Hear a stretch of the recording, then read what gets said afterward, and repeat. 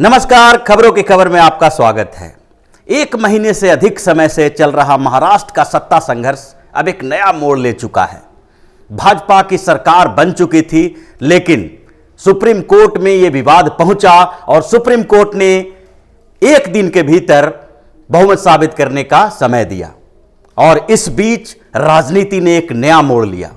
अजीत पवार, जो कि शरद पवार से अलग होकर भाजपा को समर्थन दिए थे और उप मुख्यमंत्री का पोस्ट लिया था, उन्होंने इस्तीफा दे दिया।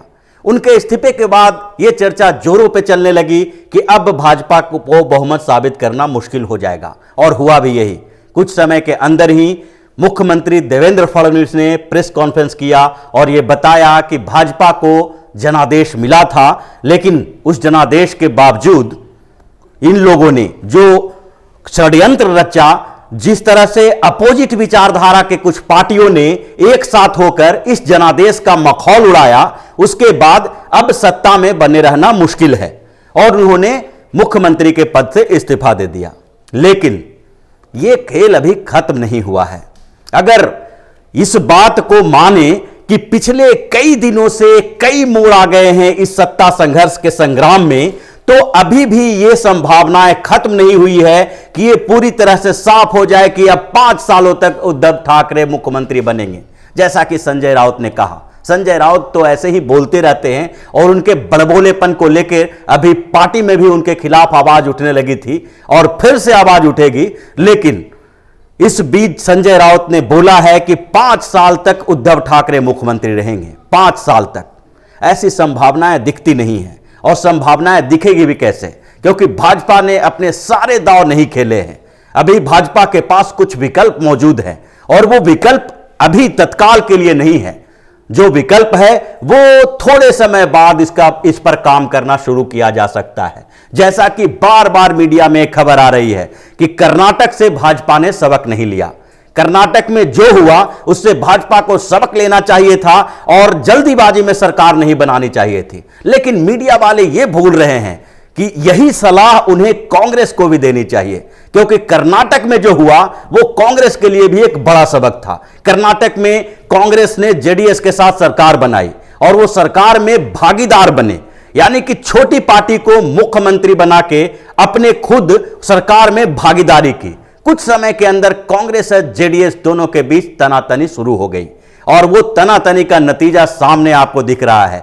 जो नतीजा सामने आया वो किसी से छुपा हुआ नहीं है, और बीएस येदियुरप्पा जो इसी तरह से, जिस तरह से देवेंद्र फडणवीस ने मुख्यमंत्री की शपथ लेने के बाद इस्तीफा दिया और जिस तरह देवेंद्र फडणवीस का मामला सुप्रीम कोर्ट में पहुंचा, उसी तरह कर्नाटक का मामला भी सुप्रीम कोर्ट में पहुंचा था और सुप्रीम कोर्ट ने जल्द से जल्द, यानी अगले दिन ही बहुमत साबित करने का मौका दिया। और उस मौके का फायदा बीएस येदियुरप्पा नहीं उठा सके और उन्होंने बहुमत नहीं होने की बात कहके सीएम पद से इस्तीफा दे दिया। कांग्रेस और जेडीएस की सरकार तो बन गई, लेकिन चली कितने दिनों तक? कांग्रेस के अंदर ही बगावत के स्वर उठने लगे और धीरे धीरे कांग्रेस में फूट पड़ने लगा।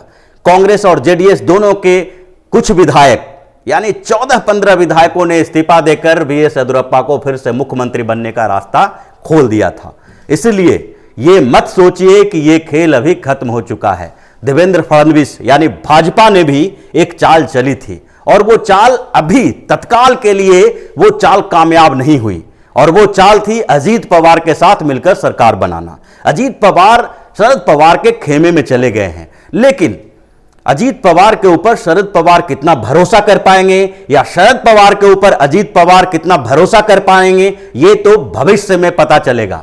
क्योंकि एक बार राजनीति में अगर तनातनी हो गई, एक परिवार के बीच गुटबाजी हो गई, एक परिवार में विद्रोह के स्वर उभर आए, तो उसके बाद उस स्तर का भरोसा करना बहुत मुश्किल काम है। अजीत पवार पहले से भी शरद पवार के खिलाफ आवाज उठाते रहे हैं और उन्हें पिछले कुछ मीटिंग में भी, जब एनसीपी की मीटिंग चल रही थी, उस समय भी उन्होंने बार बार यह बात रिपीट की थी कि भाजपा के साथ एनसीपी को सरकार बनानी चाहिए, लेकिन उनकी बातें सुनी नहीं गई और उसका परिणाम यही हुआ कि अजीत पवार ने भाजपा के साथ सहयोग देकर सरकार बना ली थी। लेकिन कुछ परिस्थितियां बदली, सुप्रीम कोर्ट में मामला गया, मौका नहीं मिला ज्यादा, और उसके बाद जिस तरह से शरद पवार ने पूरे गेम को अपने पक्ष में करने के लिए विधायकों को नजरबंद किया, होटल में ले गए। शिवसेना और एनसीपी और कांग्रेस तीनों पार्टी के विधायकों को एक साथ ले जाकर परेड करवाया गया, उन्हें नजरबंद कर दिया गया।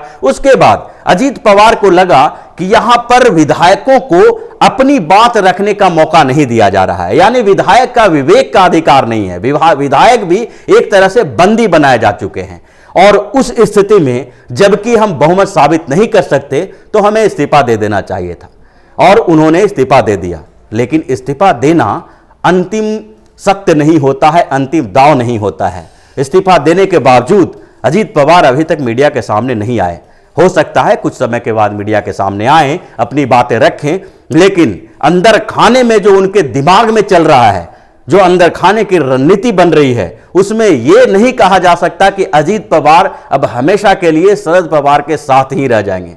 कुछ समय के बाद फिर से पासा पलट सकता है और भाजपा फिर से एक बार सरकार बनाने का दावा पेश कर सकती है। इसकी संभावनाएं अभी बिल्कुल खत्म नहीं हुई है, क्योंकि जिस तरह विरोधी विचारधाराओं की पार्टियां, तीन पार्टियां एक प्लेटफॉर्म पे आई है, और शिवसेना जो बार बार 5 साल की सरकार की बात कर रही है, शिवसेना जो बार बार यह कह रही है कि यह गठबंधन सिर्फ 5 साल की नहीं है, अगले 25 सालों तक यह गठबंधन चलेगी, वो आश्चर्य में डालने वाली है।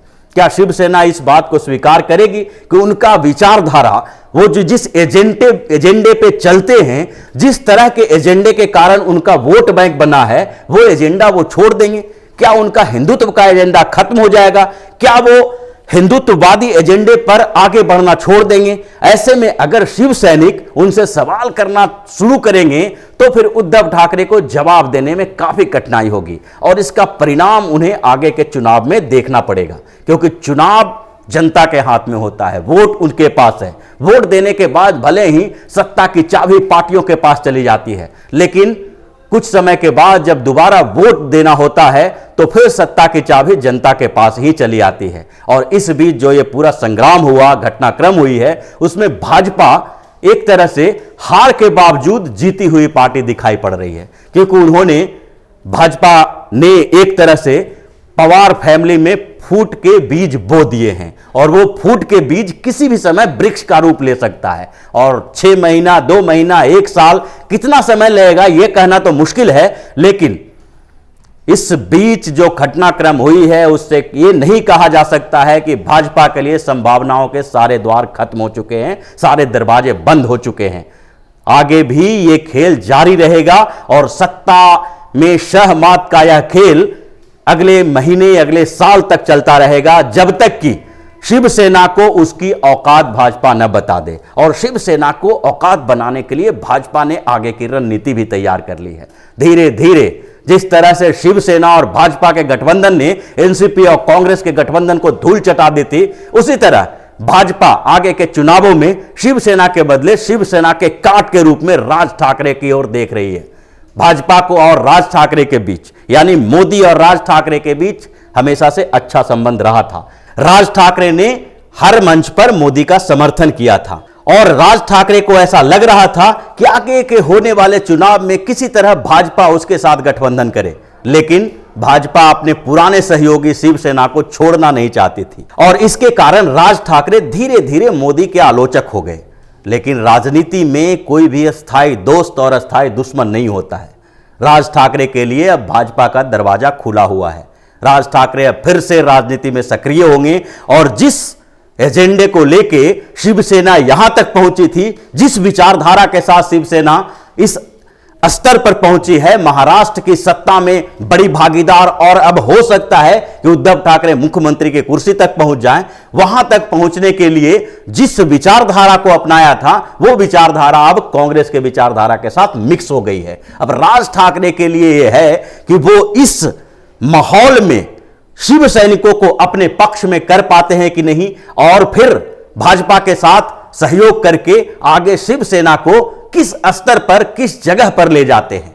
तो यह सत्ता का खेल अभी खत्म नहीं हुआ है, अभी बहुत दूर तक चलेगा। तो सत्ता का खेल अभी खत्म नहीं हुआ है। जो नाटक 1 महीने से चल रहा था, और देवेंद्र फडणवीस के मुख्यमंत्री पद से इस्तीफा देने के बाद ऐसा लग रहा है कि इस पर विराम लग गया। अब तो उद्धव ठाकरे सीएम बन जाएंगे, कांग्रेस और एनसीपी के लोग डिप्टी सीएम और दूसरे मंत्री बन जाएंगे और इस तरह से आगे का रास्ता इनके लिए साफ हो जाएगा। 5 साल तक चैन से महाराष्ट्र में सरकार चलाएंगे। लेकिन यह होना नहीं है। जिस तरह से कर्नाटक में हुआ था उसी तरह से यहां भी होने की संभावनाएं खत्म नहीं हुई है। यहां भी कुछ समय के बाद हो सकता है कि शिवसेना के ही विधायक उद्धव ठाकरे के विरोध में आ जाएं। हो सकता है कि कांग्रेस के ही विधायक कांग्रेस के नेताओं के विरोध में आ जाएं, क्योंकि जिस तरह दो बिल्कुल विपरीत धारा में चलने वाले विचारधाराओं का एक साथ आना हुआ है वो बहुत ज्यादा दिनों तक चल नहीं सकता। तो इसी तरह की खबरों के साथ फिर से हाजिर होंगे। तब तक के लिए बने रहिए ओपिनियन पोस्ट इंटरनेट टीवी के साथ और देते रहिए हमें सहयोग, ताकि हम इसी तरह की खबर आपके लिए लाते रहें। धन्यवाद। अगर आपको हमारा वीडियो पसंद आया हो तो इसे लाइक करें, हमारे चैनल को सब्सक्राइब करें और हाँ, बेल आइकन दबाना ना भूलें, ताकि आप तक हमारे वीडियो की नोटिफिकेशन पहुंचती रहे। आप अपना सुझाव हमें कमेंट बॉक्स में दे सकते हैं। हमारे साथ जुड़ने के लिए शुक्रिया।